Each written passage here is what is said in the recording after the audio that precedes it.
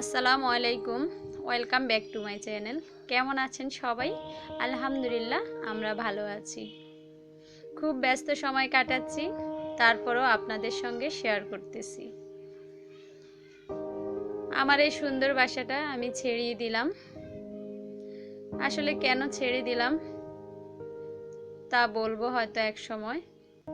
তো এই তো সব গুছাচ্ছি, আর দেখতেই পাচ্ছেন আমার সুন্দর বাসাটার কি অবস্থা, একদম এলোমেলো হয়ে আছে। তো সব কিছু আমি এখন বস্তাতে ঢুকাচ্ছি যেগুলা, আর এই তো কাপড় চোপড় বিভিন্ন টলিতে এটাতে ওটাতে আসলে গুছাচ্ছি একটু একটু করে। তো ভাবছি আপনাদের সঙ্গেও শেয়ার করি। তো আসলে নতুন বাসায় চলে যাব, কালকেই চলে যাব। গুছগাছ এখনো অনেক বাকি। প্রতিটা ফার্নিচারই আসলে ফাঁকা করতে হয়, কেননা কিছু ভিতরে থাকলে তো আর এটা নেওয়া যায় না। সবাই আসলে বাসা চেঞ্জ করেন যারা, তারা জানেন আসলে বাসা চেঞ্জ করা কত বিরক্তিকর। তো আচ্ছা, ওগুলো আসলে গুছাচ্ছি।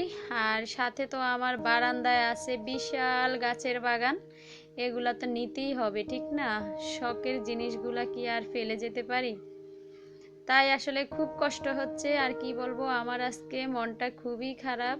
কেননা আমার পুঁই শাকটা আমি যখন ছোট্ট একটা গোড়া লাগিয়েছিলাম রান্না করে, যে গোড়াগুলো থাকে, আর এটা মনে হয় হাইব্রিড যে পুঁই শাকটা ওইটা। তো গাছটা এত সুন্দর হয়েছে, মানে এত সবুজ আর এত মোটা মোটা ডগাগুলা, মানে দেখলেই ভালো লাগে। কিন্তু এত পেঁচানো গাছ তারা নিবে না। তাই আসলে ভাবছি এগুলা কেটে শাক রান্না করে খাবো। তাই আজকে আপনাদের সঙ্গে শাক রান্নাটাই শেয়ার করব।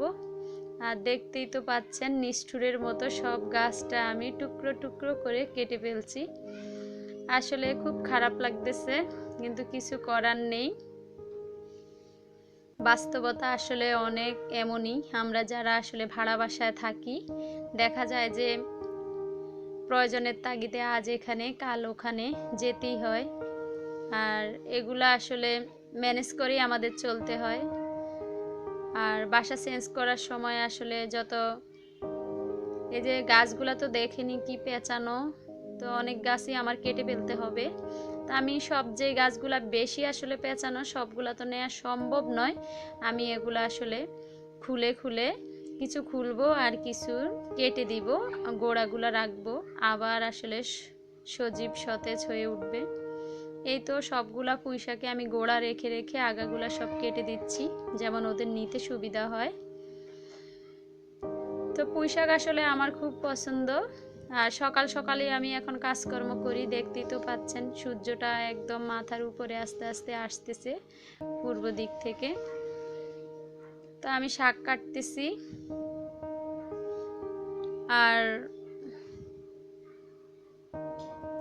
মেয়ের সাথে আসলে অনেক কথাও বলতেছি যে খুব কষ্ট লাগতেছে, কেননা আমার খুব শখ ছিল যে আমার এই বিচিগুলা পাকবে, লাল গোটা হবে। তো আসলে কিছু রেখেছি, সব তো আর কাটেনি, অবশ্য হবে। তো এই তো দেখতেই পাচ্ছেন কত নতুন নতুন ডগাগুলা বের হয়েছে।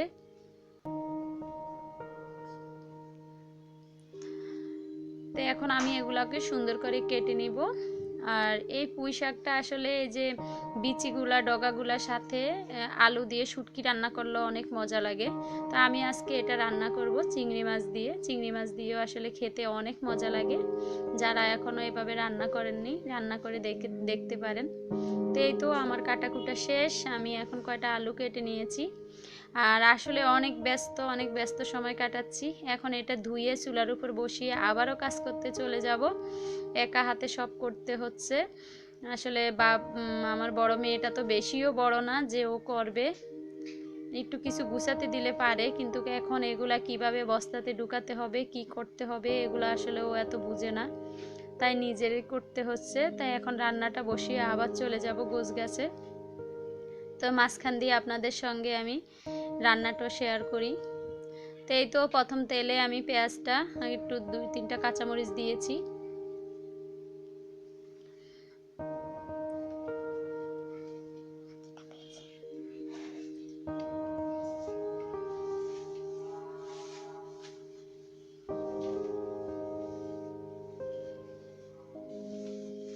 এই তো আমি চিংড়িগুলা কেটে নিয়েছি, ধুয়ে বেছে কেটে নিয়েছি।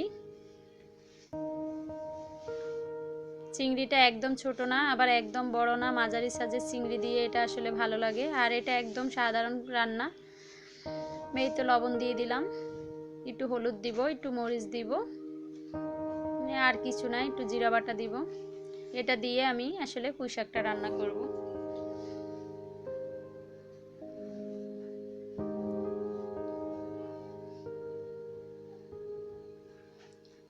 আর শুটকি রান্না করলেও আসলে এভাবে খুব মজা লাগে। শুটকিও আপনারা রান্না করতে পারেন, যখন এই পুঁই শাকের আসলে বিচিটা আসে শুটকি দিয়েও মজা লাগে। তা আমার যেহেতু বেবিরা করে, ওরা চিংড়ি মাছ দিলে খুব পছন্দ করে, তাই আমি চিংড়ি মাছ দিয়ে রান্না করতেছি।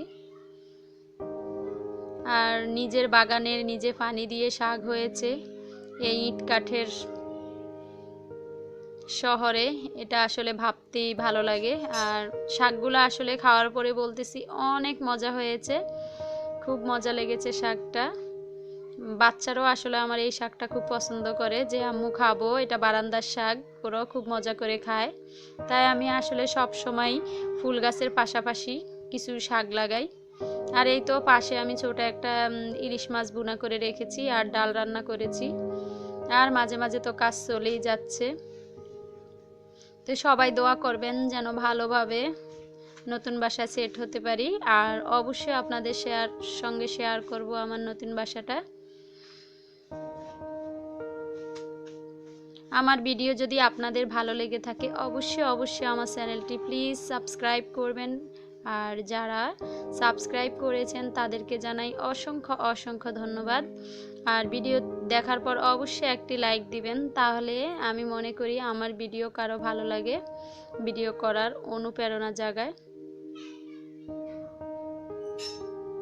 আর শাক রান্নার প্রথম টিপস হচ্ছে, প্রথমে শাক ঢাকা যাবে না, পুরো ঢাকনা ছাড়া রান্না করতে পারলে তো আরও ভালো। তা আমি আসলে ডগাগুলা এভাবে দিয়েছি, তাই আমি একটু হালকা পরে ঢাকবো, এখন না। শাক যদি না ঢেকে রান্না করা হয় তাহলে শাক কিন্তু অনেক সবুজ থাকে, দেখতে অনেক সুন্দর লাগে। তো দেখতে থাকুন আমি কিভাবে শাক রান্না করতেছি। আসলে এই সাধারণ রান্নাগুলা সবাই পারে গৃহিণীরা, কিন্তু আসলে এক একজনে এক একভাবে রান্না করে, এক একজনের রান্না এক এক রকম, তাই না? তাই আসলে শেয়ার করা।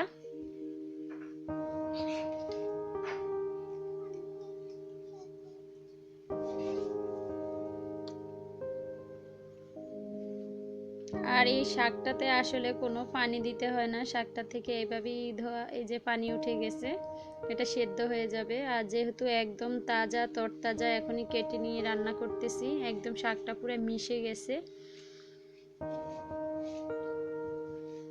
এই তো আমার শাকটা কিন্তু মিশে গেছে। আর আমি দেখলাম যে ডগাগুলা এখনো পুরো সেদ্ধ হয়নি, তাই আসলে আমি ডগাটার জন্য একটু ঢেকে দিলাম হালকা।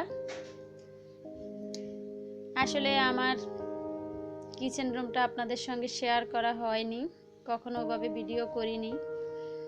আর এর মাঝে তো বাসাটা ছেড়েই দিচ্ছি।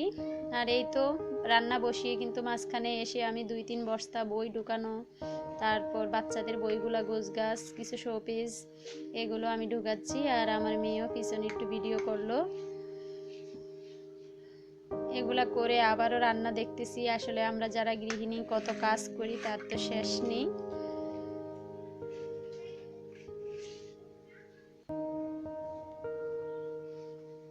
আমার শাক রান্নাটা কিন্তু হয়ে গেছে, দেখতেই পাচ্ছেন শাকটা কিন্তু এখনো অনেক সবুজ। আর শাকটা সবুজ থাকলেই কিন্তু আসলে খেতেও মজা লাগে, দেখতেও ভালো লাগে।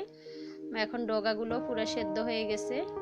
আর শাক যদি আসলে প্রথমেই ঢেকে দেন তাহলে কিন্তু শাক দেখতে ভালো লাগবে না, একদম কালো কালো হয়ে যাবে। তা আমি শাকটা এখন সার্ভ করব। দেখেন দেখতে কত সুন্দর লাগতেছে, খেতে আসলে অনেক ভালো লাগছিল, সবাই মিলে খুব চেটেপুটে খেয়েছি। তো সঙ্গে থাকুন ভিডিও শেষ পর্যন্ত। সবাই ভালো থাকবেন, সুস্থ থাকবেন, আমার পরিবারের জন্য দোয়া করবেন। সই সালামতে যেন নতুন বাসায় শিফট হতে পারি তার জন্য দোয়া করবেন। সেই পর্যন্ত সবাই ভালো থাকুন। আল্লাহ হাফেজ। আল্লাহ হাফেজ।